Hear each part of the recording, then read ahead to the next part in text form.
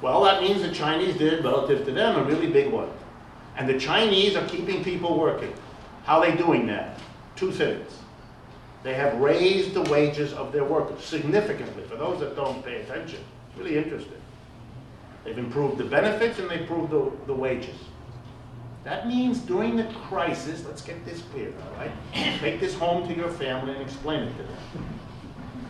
During the capitalist crisis, where millions of people are losing their work and their jobs in the capitalist country, the world's largest communist country is doing two really interesting things. One, raising the wages and benefits of their workers, and functioning, here we go now, as the major lender of the money to the United States that finances the stimulus that doesn't work here. If you can keep that all in your mind and if you can explain it to your relatives, they will be very upset and probably not invite you again. But they will have learned something.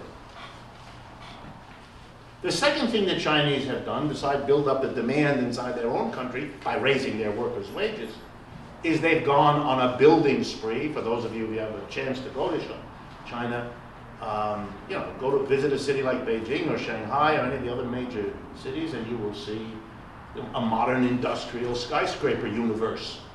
Looks a lot like the United States or something else.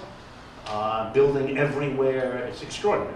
Roads, highways, subway systems, they are just taking advantage of their wealth and of this crisis to do all the kinds of things that, well, the United States did in the Great Depression when the government hired lots of people.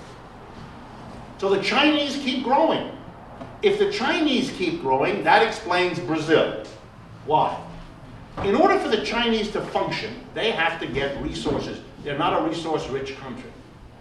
They need oil, they need all kinds of materials, and they have to find them around the world, otherwise their industrial machine stops. Brazil is one of the biggest, richest sources of raw materials and basic materials in the world. Biggest country in Latin America. They are now embraced by the Chinese and vice versa. Every day there's a new announcement of a deal between China and Brazil. China is providing technical advances, infrastructure building, all the things that Chinese do well, and the Brazilians provide the Chinese lots and lots and lots of what they need. The Chinese are unspeakably wealthy these days because they export to the whole world, and so they have a lot of money to go around and help countries and buy things. Over the next 2 weeks, you're going to see a remarkable theater in the American press because of the Chinese, just to give you another example, realizing that they must become much more self-sufficient in food over the next 20 years because of their dependence, growing dependence on imports of food. So they're going to make a bid any day now, unless the politics makes it impossible. They're going to bid for the largest potash producer in the world. Potash is the basis for fertilizer, artificial fertilizer. The largest block of potash in the world is in Saskatchewan in Canada. And the largest potash company in the world is there, and the Chinese are about to buy it. This is freaking out the Canadians and the Americans because they don't want that.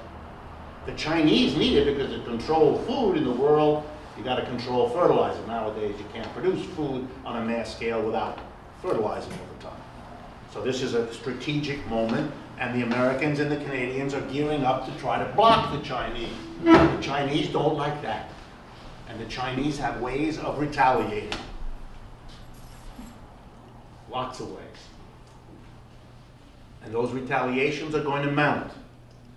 If the United States and Canada block the Chinese from buying the potash to secure the food, without which they can't continue, the Chinese are going to have to figure out what to do instead of that.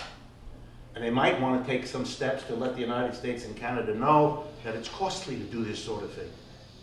What could the Chinese do? Last part of the story about the crisis. As the crisis unfolded here, not only state and local governments got less taxes, but so did the federal government.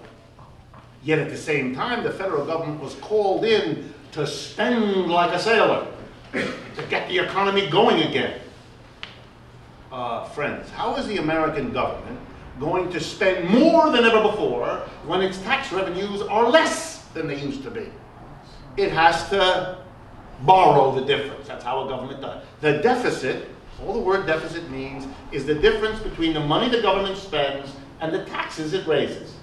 So if it's going to spend more than it raises in taxes, it has to borrow. Who does the United States borrow from? Anybody who'll lend to it. But there aren't enough Americans willing and able to lend.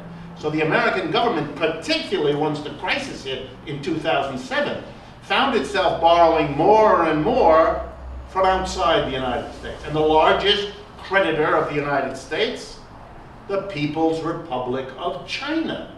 Think of it this way. They send all that stuff, all of you currently wearing a shirt or socks or underwear or making your toast in the morning in the Chinese toaster, etc. All the stuff we pay for with dollars. They don't need the dollars to buy American stuff. They don't want to. They accumulate the dollars. What are they going to do with them? If they hold them literally in their vaults, they earn nothing.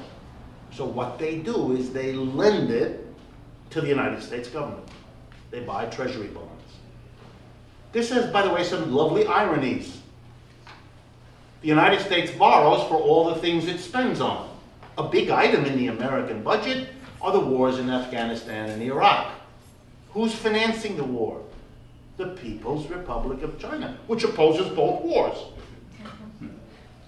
That's why it's very important to pay attention.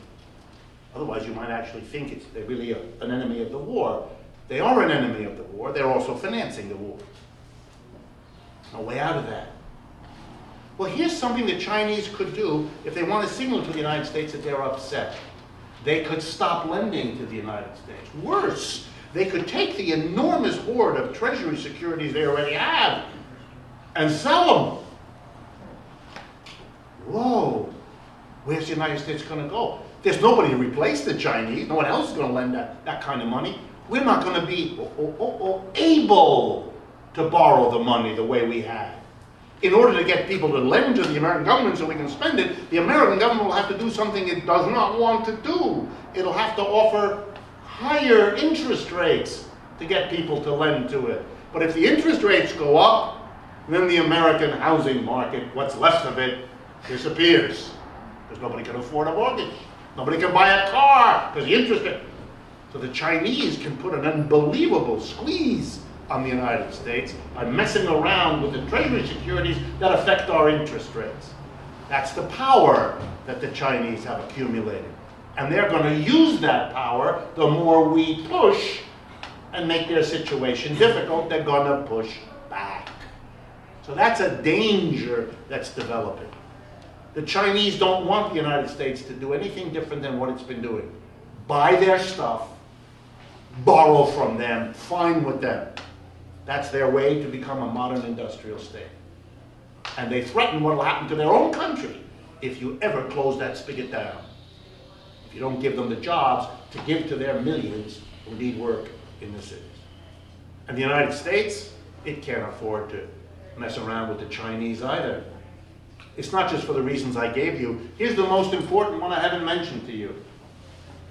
The American working class is going through a long period of economic decline. Maybe you've noticed that in your own life.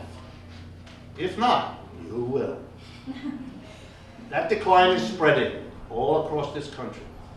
One of the things that makes it relatively bearable is the incredible low price of the kind of junk Americans need to accumulate. Clothing and appliances. And the only reason they're cheap is because the Chinese produce them at ridiculous prices. You don't have to go to Macy's, you can go to Marshall's. You don't have to go to Sears Roebuck, it's dead anyway. You go to Walmart. Walmart is China's outlet. So they provide the cheap goods that is what's keeping the American working class from behaving a little bit like the European one, which I'm going to get to in 5 minutes. India, my last story. How's India figuring? India's doing pretty well. Now, what does that mean? With India, it's really bizarre. In China, when you say they're doing pretty well, we're talking about a country that's providing work for hundreds of millions of people. That's not India.